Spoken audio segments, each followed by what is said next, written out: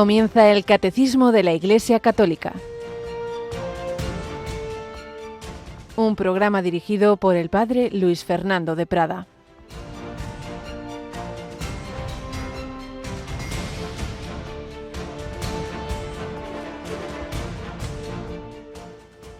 Habrá signos en el sol y la luna y las estrellas, y en la tierra angustia de las gentes, perplejas por el estruendo del mar y el oleaje, desfalleciendo los hombres por el miedo y la ansiedad ante lo que se le viene encima al mundo, pues las potencias del cielo serán sacudidas. Entonces verán al Hijo del Hombre venir en una nube con gran poder y gloria. Cuando empiece a suceder esto, levantaos, alzad la cabeza, se acerca vuestra liberación. Alabados sean Jesús, María y José, muy buenos días. En este jueves 27 de noviembre de 2025, ultimísimos días del tiempo ordinario de este año litúrgico, para comenzar el nuevo año litúrgico, que tiene ese primer foco de una elipse del año litúrgico, que tiene dos grandes focos, que son el principal, la Pascua de Resurrección, pero antes la Natividad de nuestro Señor Jesucristo, que prepararemos con el Adviento, que empieza este domingo.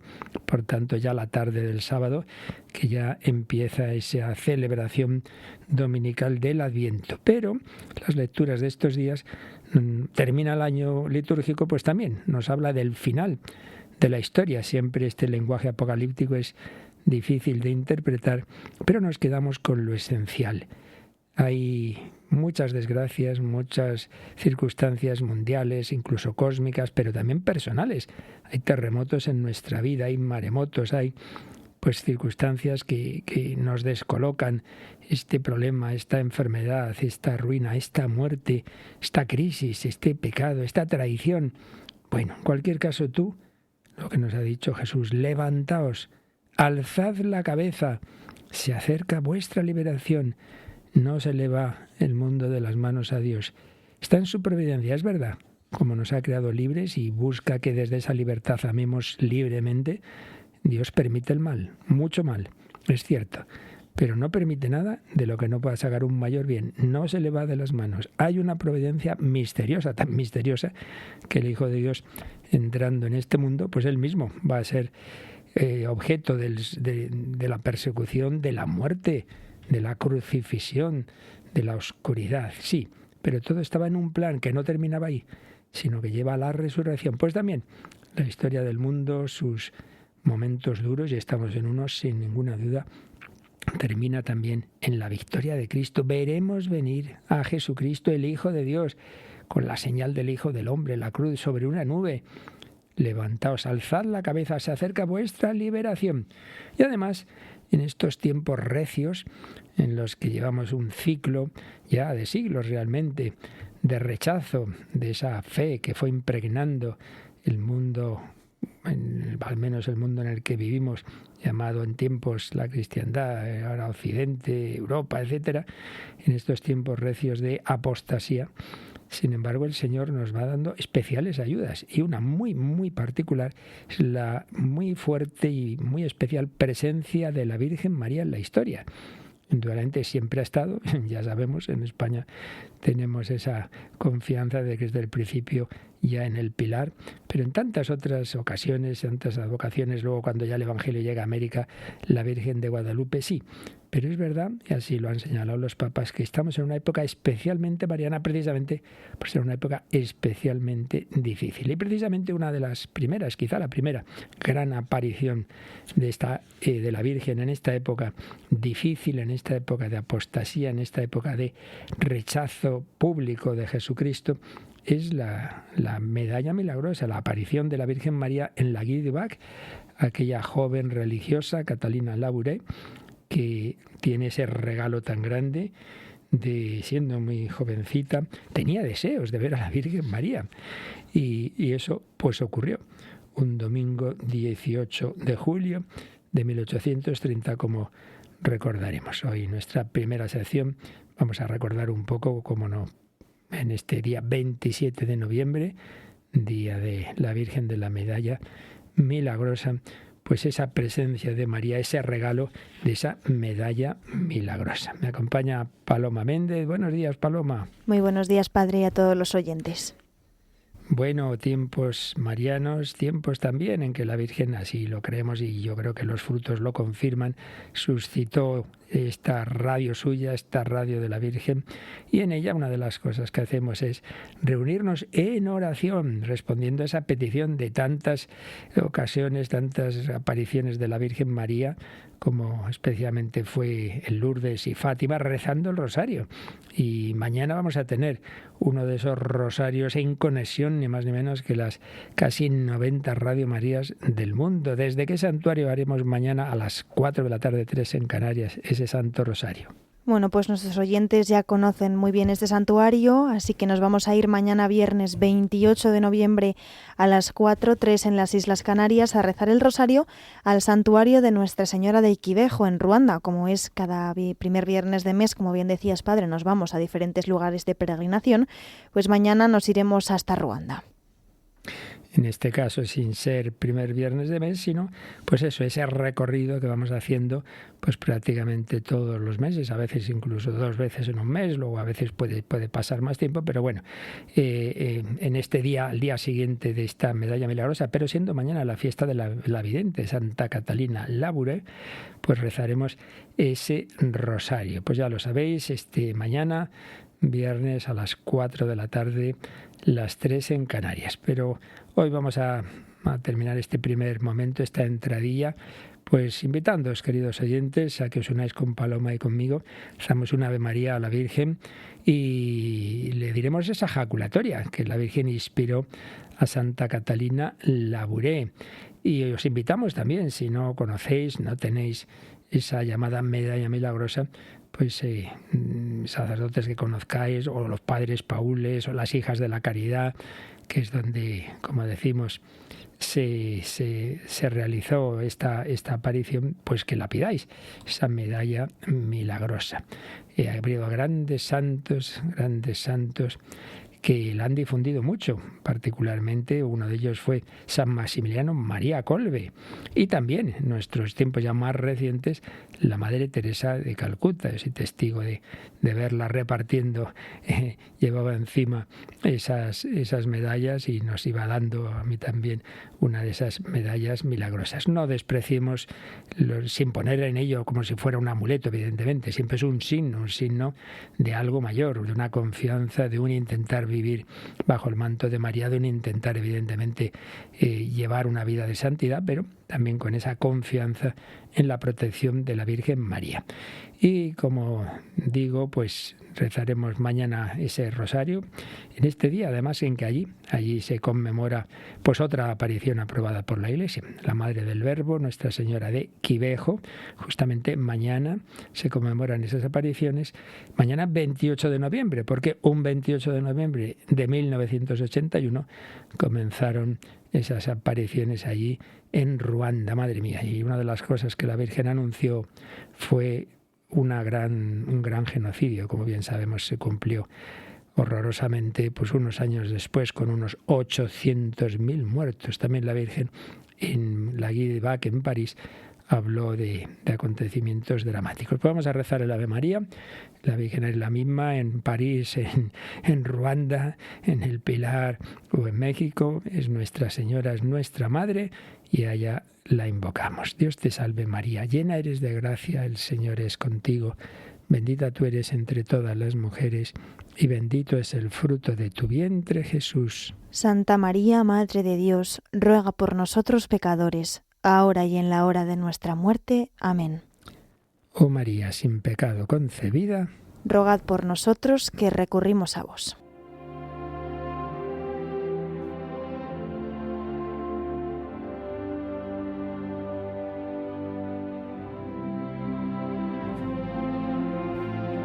Vamos a hablar un poquito solo de esta aparición tan impresionante, tan bonita de la Virgen María a Santa Catalina Labouré.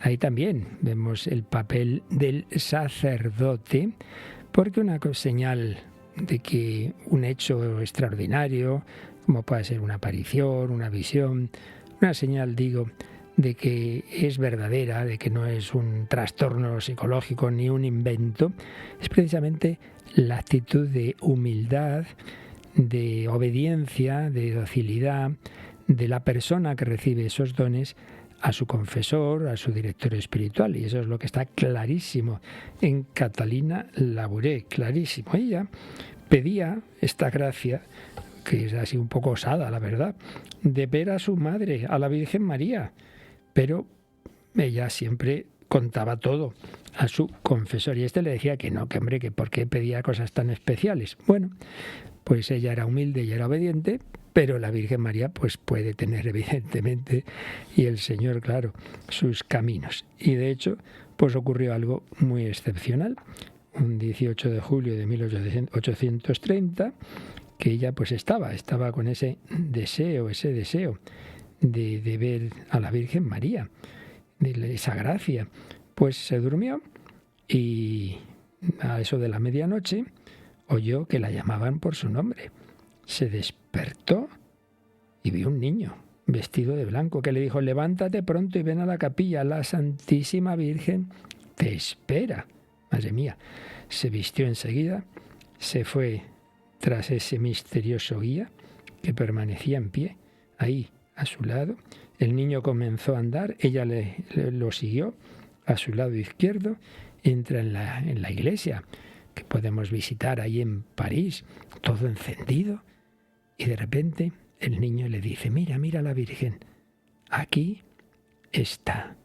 Catalina oyó como un rumor, como el roce de un traje de seda que partía del lado de la tribuna junto a un cuadro de San José, y vio que una señora de extremada belleza atravesaba majestuosamente el presbiterio y fue a sentarse en un sillón sobre las gradas del altar, ahí del altar mayor, al lado del Evangelio. Madre mía, qué emoción cuando Catalina ve que ese es su deseo, se cumple de manera impresionante.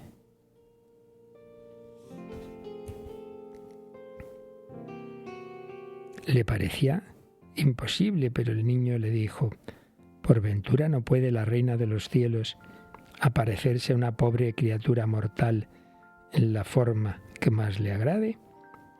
Y Catalina recordaría más tarde: allí pasé los momentos más dulces de mi vida. Me sería imposible decir lo que sentí.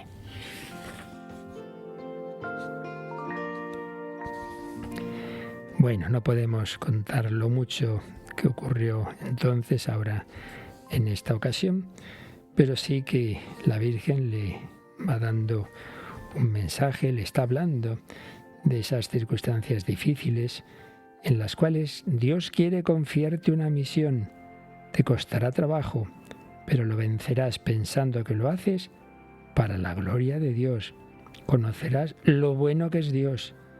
Tendrás que sufrir hasta que se lo digas a tu director espiritual. Como os decía el Señor mismo, la Virgen María, no quieren que prescindamos de las mediaciones que el Señor ha establecido en la Iglesia. No te faltarán contradicciones, pero te asistirá la gracia. No temas. Háblale a tu director con confianza y sencillez. Ten confianza. No temas. Verás ciertas cosas. Díselas. Recibirás inspiraciones en la oración.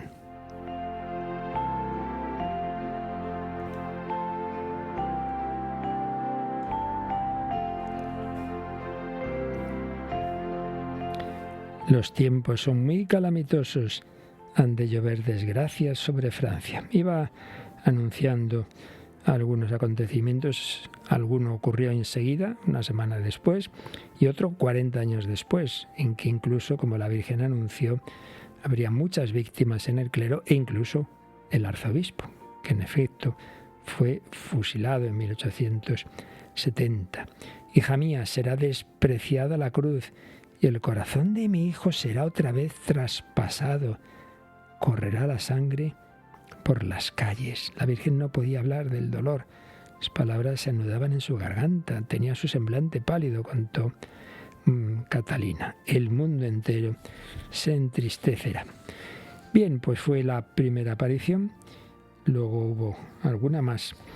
El 27 de noviembre es cuando se le manifiesta pues lo que se llamaría después la medalla milagrosa. No es el nombre que se le dio en ese primer momento, sino que ocurrió que luego, cuando ya pues se acuñó con la bendición del obispo y se empezó a distribuir, ocurrieron tantas gracias, tantos milagros, como el caso de una peste, una epidemia tremenda, y como se veía que quienes la llevaban, no como un amuleto, sino como señal de confianza en María, pues ocurría la curación, se veía esa eficacia. Y sobre todo conversiones. Hubo un caso tremendo de un judío de raza, pero ateo, agnóstico, ateo claramente, anticatólico, Alfonso de Ratisbona, que tuvo una conversión fulminante en Roma, tan fulminante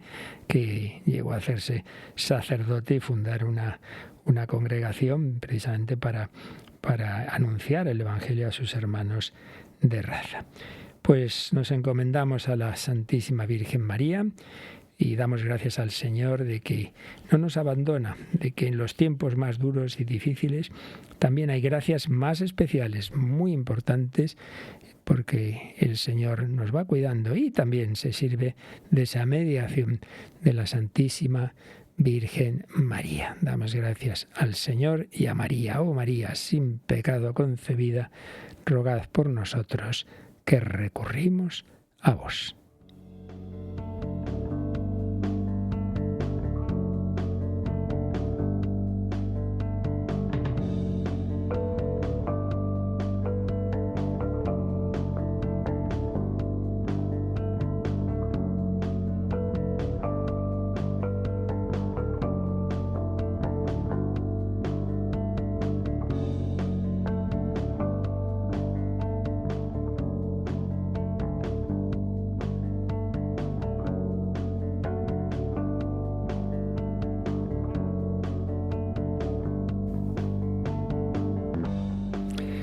Bien, pues precisamente una mediación fundamental que el Señor dejó establecido en su tiempo entre nosotros, en su vida entre nosotros y luego a través de la Iglesia que él mismo fundó y a la que envió el Espíritu Santo Jesucristo resucitado en Pentecostés, es este sacramento del que estamos hablando.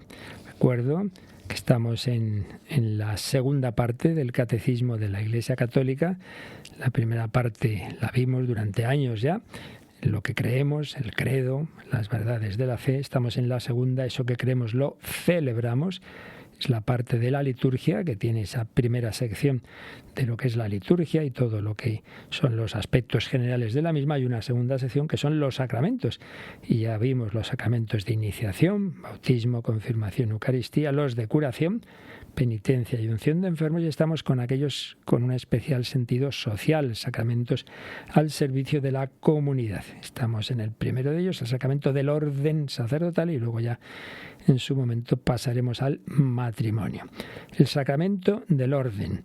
Vimos el nombre de donde viene esto del orden y vimos el sacramento en toda la historia de la salvación, en lo que se llama la economía de la salvación, es decir, en todo ese plan de Dios que Él va desarrollando en la historia, que tiene el punto central en la encarnación del Hijo de Dios, toda una preparación en el Antiguo Testamento, la culminación en Cristo, pero luego la prolongación de esa presencia de Cristo resucitado a través de la Iglesia, su cuerpo místico.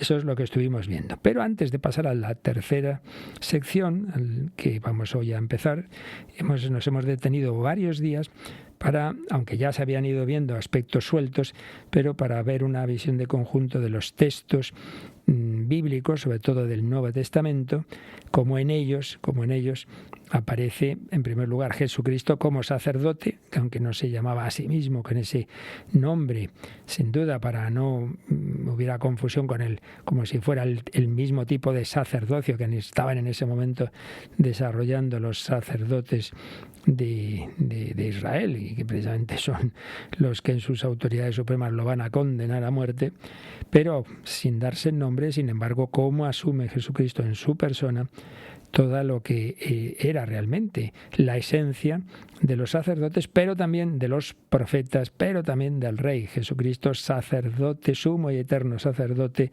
profeta por excelencia, porque no es un hombre que dice palabras de Dios, sino la palabra de Dios hecha carne, el Hijo eterno del Padre, Dios de Dios, luz de luz, hecho hombre. En ese hombre, Cristo Jesús, conocemos cómo es Dios, no solo en lo que dice, sino en su propia persona, en su propia vida, de la importancia de los misterios de la vida de Cristo. Jesús nos enseña simplemente con su vida, con su persona. Cristo sacerdote, Cristo profeta, palabra encarnada y Cristo rey. Aunque fundamentalmente el título que va a usar, o la expresión que va a usar Jesús, para que no se confundiera con un rey al modo político, como había esas tendencias de vamos a echar aquí a los romanos, hacemos una revolución. No, fundamentalmente usa la palabra pastor. Yo soy el buen pastor. Pero también cuando le pregunta a Pilato, tú eres rey, tú lo has dicho, yo soy rey, Cristo rey, sacerdote, profeta, rey, pero luego tantas otras figuras, imágenes que en el Antiguo Testamento iban preparando el momento central de la encarnación redentora. Ese pastor es también Cordero, el Cordero Inmaculado. Ese sacerdote que ofrece un sacrificio es la víctima del propio sacrificio, claro que sí.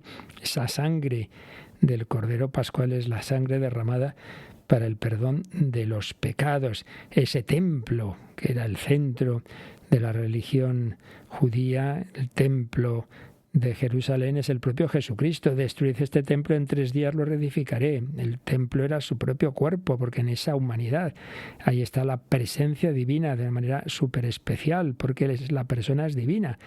Es el Hijo eterno, pero que ha asumido una naturaleza humana que es totalmente eso, del propio Hijo de Dios. Es el templo por excelencia, Jesucristo, pero que quiere hacer de nosotros también templos en los que viva Él. Y algunos me ama, mi Padre le amará, vendremos a Él, haremos morada en Él. Cristo, sacerdote. Hemos estado viendo un poco pues cómo se presenta en los evangelios y en la carta a los hebreos. Pero después vimos cómo Jesús en su vida pública fue preparando lo que luego sería la etapa de la prolongación y extensión de su propia presencia y de su obra redentora a través de la historia por medio de la Iglesia, su cuerpo místico. Cómo escogió a una serie de discípulos y entre ellos a su vez un grupo especialísimo, el de los 12, a su vez pone a la cabeza de ellos a Pedro. Entonces esos círculos concéntricos iban preparando lo que después iba a ser la jerarquía de la Iglesia, precisamente el sacramento que estamos viendo ahora. Lo vimos también un poquito en San Pablo, como en San Pablo pues el Señor convierte a ese perseguidor y le hace apóstol, pero que describe su propia misión pues con esas características de un sacerdocio, el nuevo sacerdocio, el sacerdocio de la nueva alianza, el ministerio de la nueva alianza, el ministerio de la reconciliación, el ministerio cuya predicación es muy importante, y luego pues lo más básico del culto es la Eucaristía. San Pablo es uno de los que nos cuenta, la primera carta a los Corintios, esa institución de la Eucaristía en la última cena. Pues bien, esto es lo que nos hemos detenido los últimos días, que valía la pena, y volveremos a hacer otra de estas paradas para ver de una manera así más de conjunto, basándonos en una obra estupenda de quien fue profesor de teología, el padre Jean Galot, sacerdote en nombre de Cristo. Pero ahora ya vamos a retomar el comentario de los números del catecismo en el siguiente apartado, que se titula Los 3 grados del sacramento del orden. Acabo de recordaros que Jesús tiene esos círculos concéntricos de discípulos, está todo el pueblo de Dios que le escucha, y ahí está lo que sería el sacerdocio común de los fieles, el sacerdocio bautismal. Pero como dentro de toda ese grupo de personas que le van escuchando, hay unos discípulos que se van especialmente con él. Hay un grupo de 72 que le envía en misión en alguna ocasión nos cuentan los evangelios, pero luego hay ese grupo de los 12 a los que escogió de una manera muy, muy particular.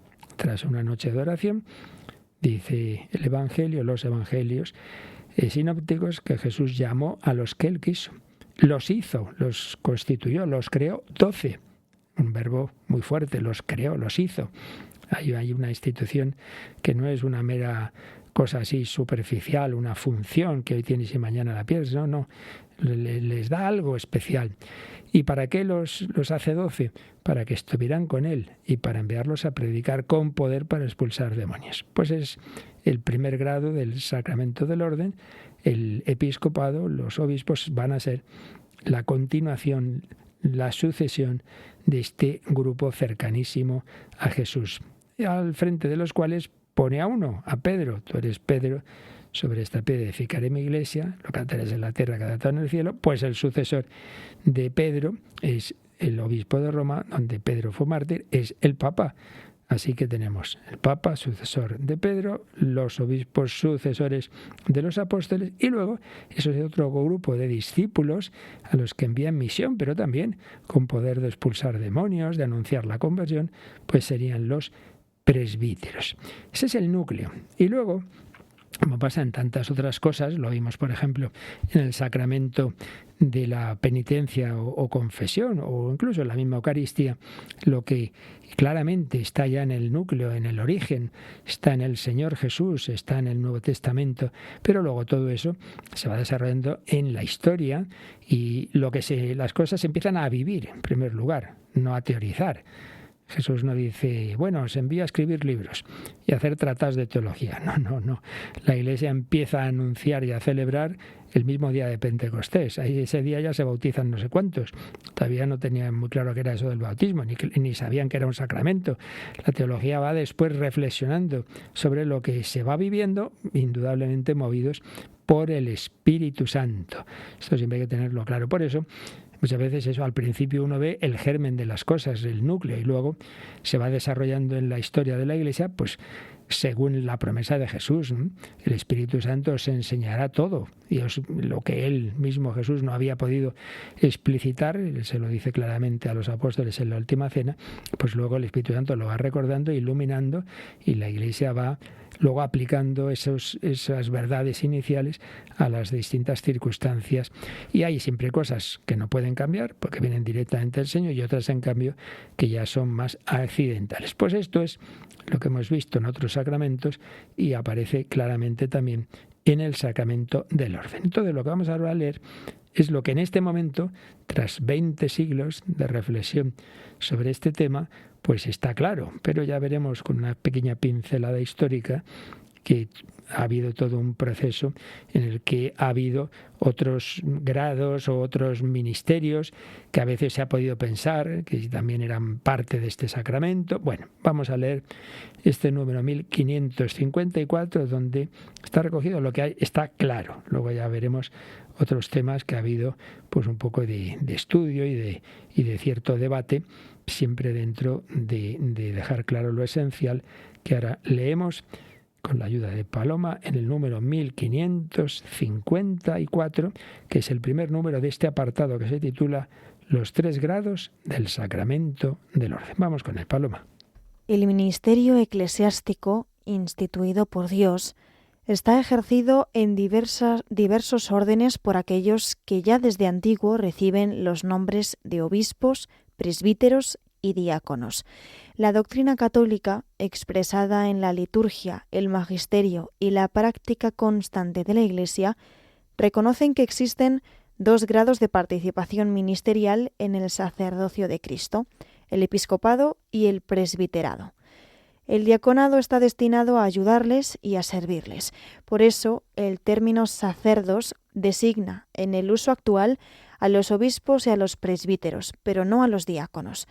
Sin embargo, la doctrina católica enseña que los grados de participación sacerdotal, episcopado y presbiterado, y el grado de servicio, diaconado, son los 3 conferidos por un acto sacramental llamado ordenación, es decir, por el sacramento del orden.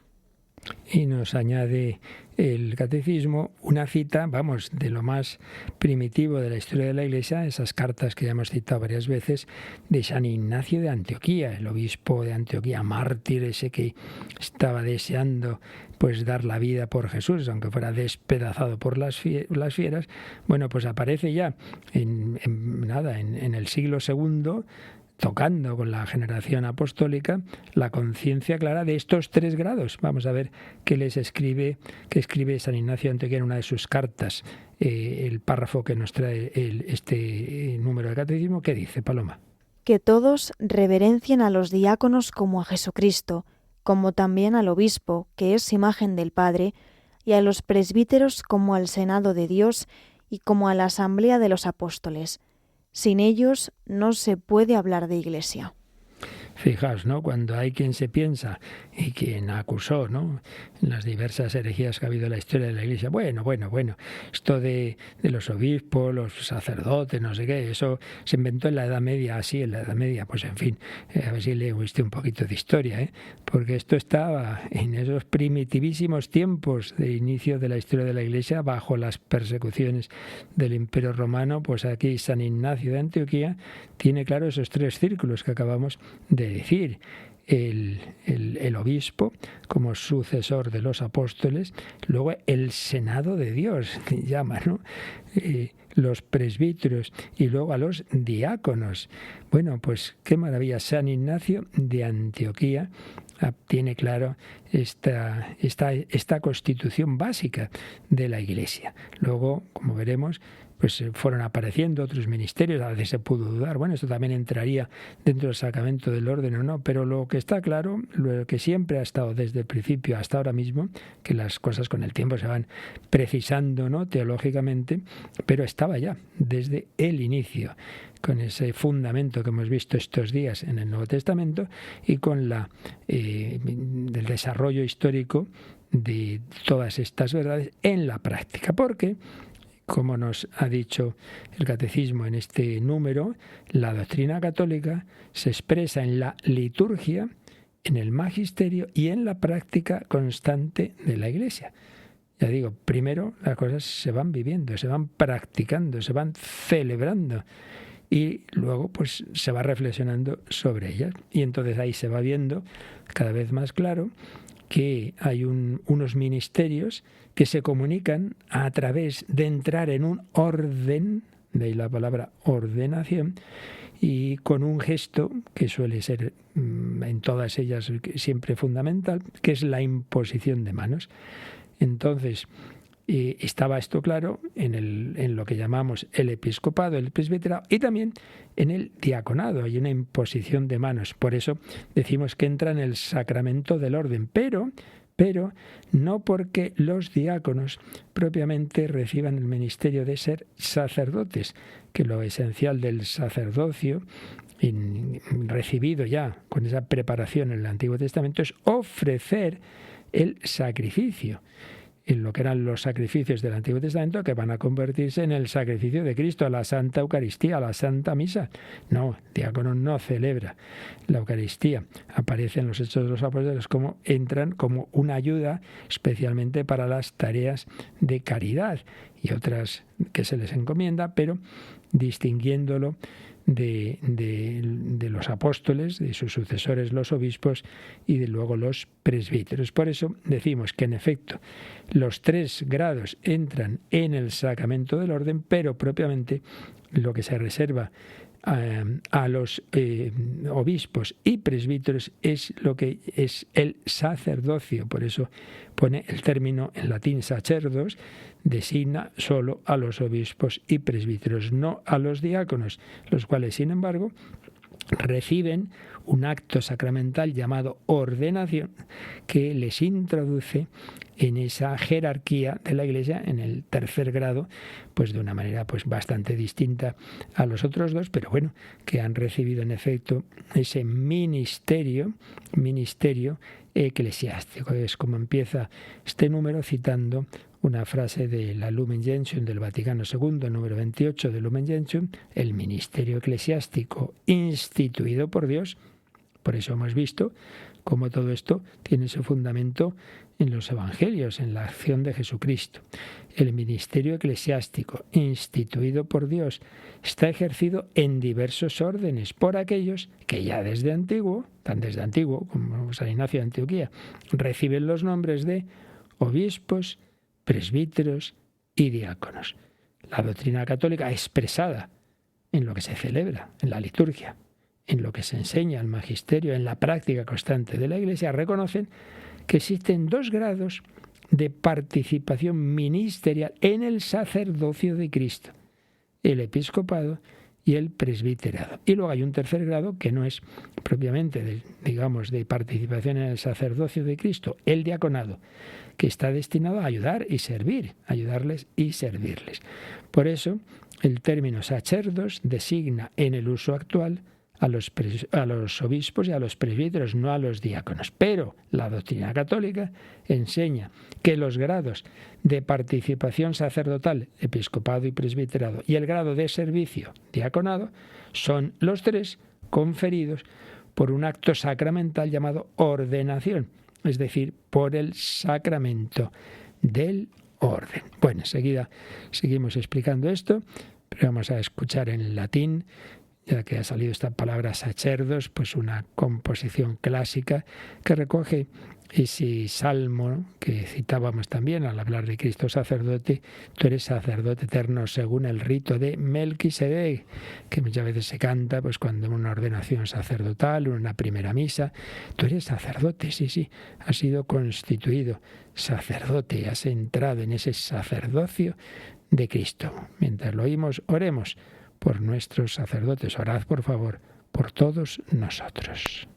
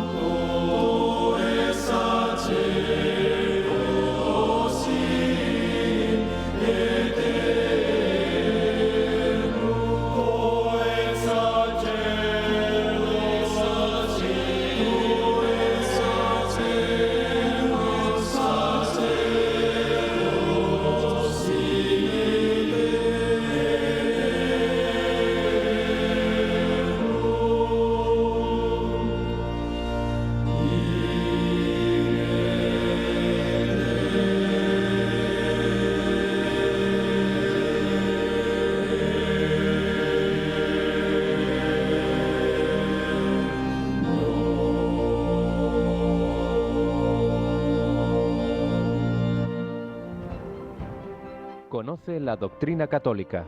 Escucha el catecismo de 8 a 9 de la mañana, de 7 a 8 en Canarias.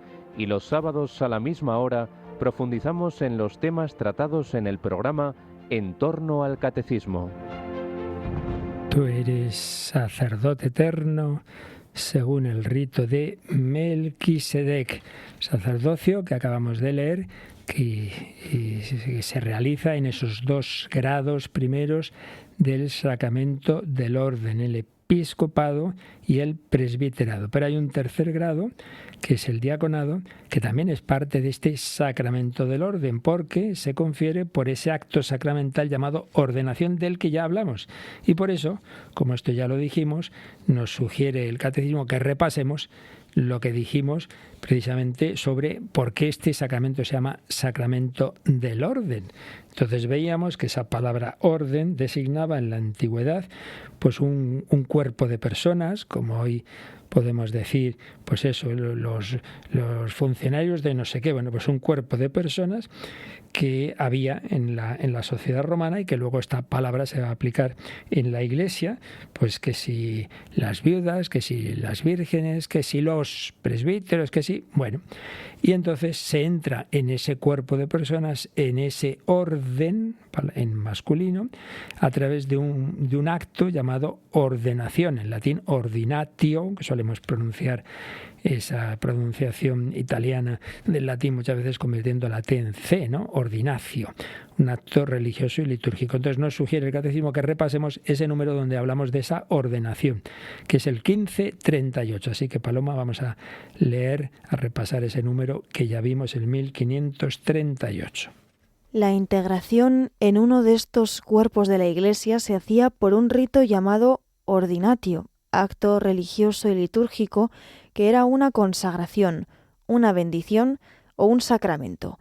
Hoy la palabra ordinatio está reservada al acto sacramental que incorpora al orden de los obispos, de los presbíteros y de los diáconos y que va más allá de una simple elección, designación, delegación o institución por la comunidad, pues confiere un don del Espíritu Santo que permite ejercer un poder sagrado que solo puede venir de Cristo a través de su Iglesia.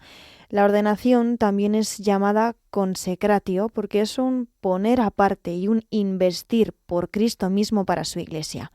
La imposición de manos del obispo con la oración consecratoria constituye el signo visible de esta consagración. Bueno, pues es un número relativamente largo, denso y la verdad es que muy importante que tengamos esto claro, que esa ordenación sea del obispo, sea del presbítero o sea también del diácono, aunque en este caso no es propiamente una ordenación sacerdotal, sino eso, de un grado de este sacramento para ese servicio, para esa ayuda al obispo y a los presbíteros. Pero bueno, lo que nos importa ahora, y es que esto no es una elección. La comunidad vota aquí su delegado de clase. Pues no es eso. Por eso dice que es mucho más que una elección, designación, delegación o institución por la comunidad. No. Tenemos la conciencia, la Iglesia la ha tenido desde el primer momento, no hay más que leer los Hechos de los Apóstoles, las cartas de los apóstoles, de que aquí hay acción de lo alto. Claro, es que a vosotros escucha, a mí me escucha, pues también recibid el Espíritu Santo. Y lo que ataréis en la tierra quedará atado en el cielo, lo que desataréis en la tierra quedará desatado en el cielo. Tierra, cielo es vosotros, Dios. Dios actúa a través de Cristo en su cuerpo místico. Es Jesucristo mismo.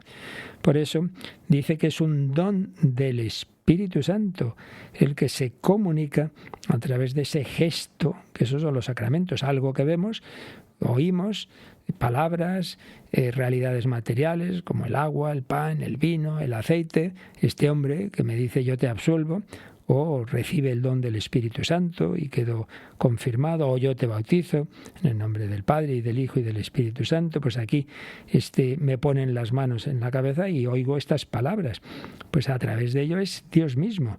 Confiere un don del Espíritu Santo que permite que ejercer una sacra potestas, un poder sagrado. Y eso no viene de abajo, no es una elección democrática, no, solo puede venir de Cristo, a través de su cuerpo místico. Por eso dice que la ordenación también es llamada consagración. Sobre todo solemos reservar esta palabra a la ordenación de los obispos, consagración episcopal, pero también evidentemente en los otros grados del sacramento. ¿Qué es consagrar? Pues acercar más al único sagrado que hay, que es Dios mismo, ¿no? Es ese Jesucristo, toda su humanidad sagrada, porque es la del Hijo de Dios. Toda consagración es entrar en el santo de los santos, pero es cada vez más, como más cercanía, más intimidad, más acercarse al núcleo. La ordenación es poner aparte. El ejemplo lo hemos puesto muchas veces. Este vaso queda consagrado para ser un cáliz. Ya solo no es para beber ahí en una fiesta, como se nos contaba en las lecturas del Antiguo Testamento que hicieron algunos reyes, pues, y en concreto ese rey que en un banquete usa los vasos sagrados que habían traído del templo de Jerusalén y de repente aparece esa mano escribiendo en la pared contado, pesado, dividido, y se ha terminado la historia. Esa noche moría ese rey.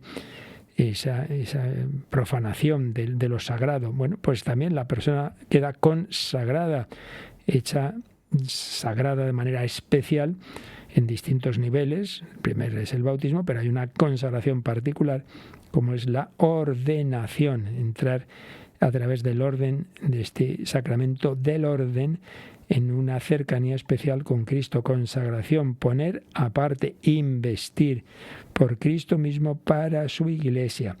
¿Y cuál es el gesto visible que indica lo que ocurre de manera invisible? La imposición de manos del obispo, unida a una oración consecratoria, precisamente llamamos así, la oración que consagra a esta persona, que la hace especialmente cercana a Jesucristo, sumo y eterno sacerdote. Bien, pues este es el núcleo de lo que nos ha dicho, lo que nos dice el número 1554, que ya profundizaremos en él, pero de momento ya que se nos quede claro para todo lo que vamos a ver a partir de ahora, estas dos ideas: que hay un ministerio que se comunica a través de este gesto que llamamos ordenación, el sacramento del orden, que tiene 3 grados, pero de esos 3 grados, los 2 primeros unen de manera clara y directa al sacerdocio de Cristo, de manera plena, que esto ya lo veremos, en el episcopado, y no tan plena en el presbiterado, pero en ambos casos es un sacramento que hace sacerdote. Y en cambio un tercer grado de este sacramento, pero que no constituye propiamente sacerdote, sino diácono, que significa servidor, un servicio, una ayuda que ya los apóstoles vieron que necesitaban, y así nos lo cuentan en los Hechos de los Apóstoles, que para poderse dedicar ellos más a la oración y a la predicación, al ministerio de la palabra, que hubiera otro grupo de personas, los diáconos, que atendían especialmente las labores de caridad, el reparto de las ayudas necesarias, porque en la Iglesia la caritas no es una cosa accidental, es muy importante, pero hay quienes lo puedan desarrollar de una manera muy especial, como son los diáconos, de manera que el sacerdote pueda tener más tiempo, digámoslo así, más posibilidad de aquello que solo él puede hacer, y que solo puede hacer el obispo, en el terreno ya de sacramentos que solo puede hacer él, como es la celebración de la Eucaristía ante todo, el perdón de los pecados, etc.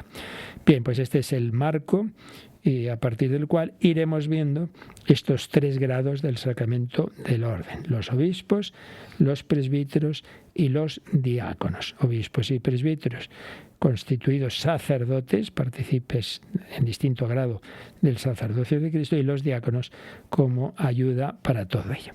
Pues seguiremos viendo, si Dios quiere. De momento lo dejamos aquí y damos gracias de nuevo porque el Señor cuenta con nosotros, cuenta con nuestra ayuda, y por supuesto todos debemos colaborar con esa institución y con esas personas que el Señor ha puesto como pastores, y ante todo rezar por ellos y agradecer nosotros, pues que a través de nuestra debilidad humana es Cristo mismo. Actuamos in persona Christi cuando realmente ejercitamos esos actos ministeriales. No soy yo, es Cristo quien hace presente su cuerpo, su sangre, el perdón de los pecados, etcétera, etcétera.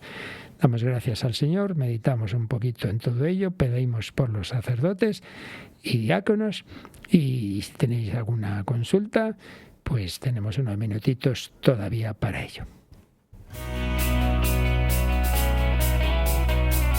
Participa en el programa con tus preguntas y dudas.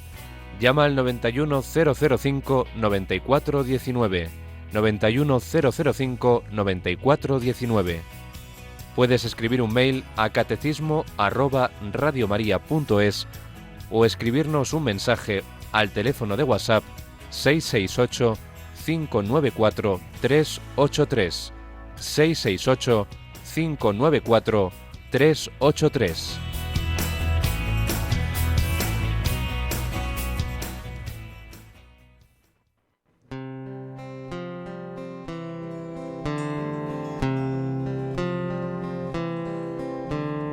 Ya no soy yo quien vive, tú eres quien vive en mí. Mi vida la he perdido, pues todo lo vivo en ti. Tú pronuncias con mis labios las palabras de tu boca y levantas en mis manos el misterio de tu cuerpo.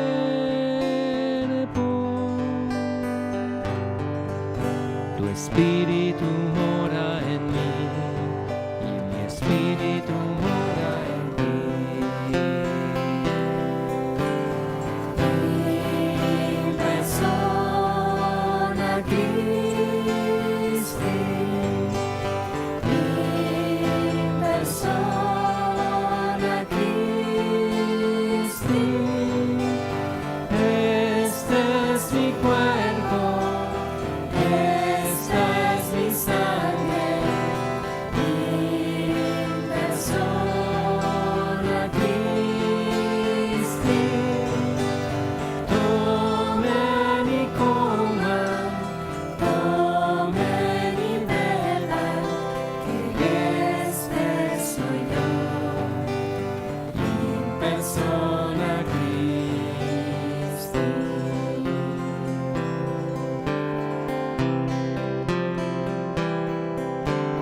Ya todo lo he perdido para ganarte a ti.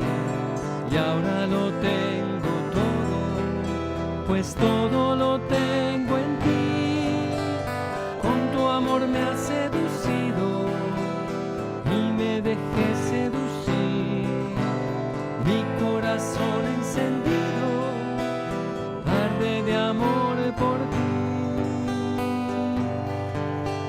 Solo quiero conocerte y solo para ti vivir. Mi Persona Christi, mi persona Christi. Este es mi cuerpo, esta es mi sangre, mi persona Christi. In persona Christi, no soy yo, es Cristo quien actúa en mí. Cuando yo estoy ejercitando un acto sacramental propio del sacerdote, evidentemente no soy yo el que lo hace, es Cristo. Nos pregunta un oyente si se puede llevar el crucifijo en el cuello a modo de protección, no como un amuleto. Pues claro que sí, puede y casi se debe, al menos es muy aconsejable. Y lo mismo lo que hemos dicho, ¿no? De una medalla, como puede ser la medalla escapulario, el escapulario de la Virgen del Carmen en tela, o una vez impuesto la medalla escapulario, que por concesión de los papas sustituye a todas las medallas, o la medalla milagrosa, o llevar los tres, me parece muy bien. Pero en efecto, no pensando que, bueno, yo como llevo esto, luego ya llevo la vida que me da la gana y da igual. No, claro, eso ya sí que sería una manera falsa, ¿no? Una falsa confianza. Yo vivo en pecado, hago lo que me da la gana, pero como llevo la medalla y el crucifijo, pues no, evidentemente que no. Lo cual no quita que una persona alejada de Dios se le pueda decir, oye, ¿por qué no llevas esta medalla?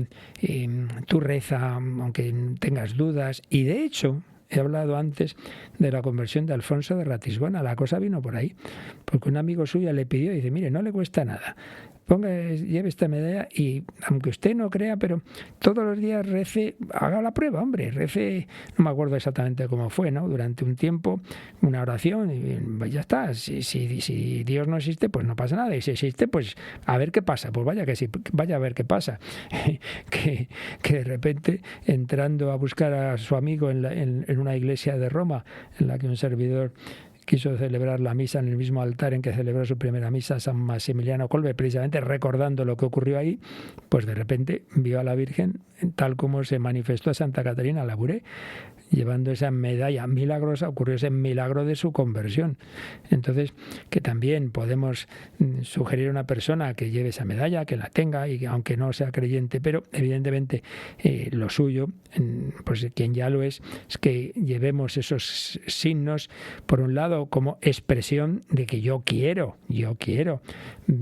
servir al Señor, quiero servirle y me fío del Señor y de la Virgen María. Entonces me fío de su protección, pero evidentemente intentando vivir como ellos nos han enseñado. Pero que también es un gesto apostólico, una manera también de un testimonio implícito. Pues yo llevo esta cruz, llevo esta medalla, sí, claro, porque soy católico y creo en el Señor, en la Virgen María. Pero también es verdad, ya digo, que puede hacerse, siempre que vemos que la persona no lo va a llevar en un plan indigno, ¿no? Con mala intención, pero alguien que no tiene fe, que está alejado, pero le podemos decir, mira, tú lleva esta medalla y reza y encomiéndate al Señor, a la Virgen, reza una Ave María, que mal no te va a hacer. Y bueno, pues el Señor y la Virgen tienen sus caminos misteriosos. Pues le damos gracias al Señor. Y por cierto, sí, ayer respondí muy deprisa y otra vez me quedo sin tiempo. La persona que preguntaba, claro, el ruido del tiempo navideño, entonces la importancia del silencio, pero hacía una pregunta que esta no respondí claramente. Dice, ¿cómo afecta este ruido constante de hoy día a nuestra capacidad ontológica de recibir al verbo? Ontológica, es decir, en el ser. A ver, a la capacidad ontológica no afecta, porque hay una presencia de Dios, bueno, la presencia de Dios general en todo, pero la presencia de la que hablamos espiritualmente es la presencia de inhabitación. Esa presencia se tiene por estar en gracia de Dios. Entonces, la persona que vive en gracia, en su alma están el Padre, el Hijo y el Espíritu Santo. Hay una presencia de amistad especial de Dios. Entonces, en ese sentido, con ruido o sin ruido, en el que vive en gracia, es decir, en la unión con Dios, pues tiene esa presencia de la Santísima Trinidad en el alma. Desde el bautismo se puede perder esa relación por el pecado mortal, pero si uno se arrepiente y recibe la penitencia y pues de nuevo vive en gracia, pues entonces en ese sentido tiene esa presencia. Otra cosa es sentirla con mayor o menor intensidad, pues depende de lo que Dios quiera y también, hombre, de que, como ayer dije, intentemos llevar una vida recogida, no dar por ahí curioseando, hacer tiempos de silencio especial, de oración, de meditación, de lectura espiritual. Pero en cualquier caso, lo ontológico como tal no se pierde porque haya ruido, porque Dios está en cualquier caso en el alma, en gracia. Pues recibimos la bendición de esa Trinidad que quiere vivir en nuestro corazón. La bendición de Dios Todopoderoso, Padre, Hijo y Espíritu Santo, descienda sobre vosotros. Alabado sea Jesucristo.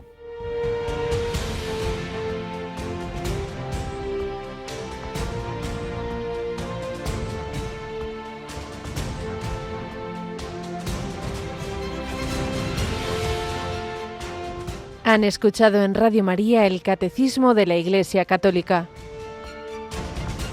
un programa dirigido por el Padre Luis Fernando de Prada.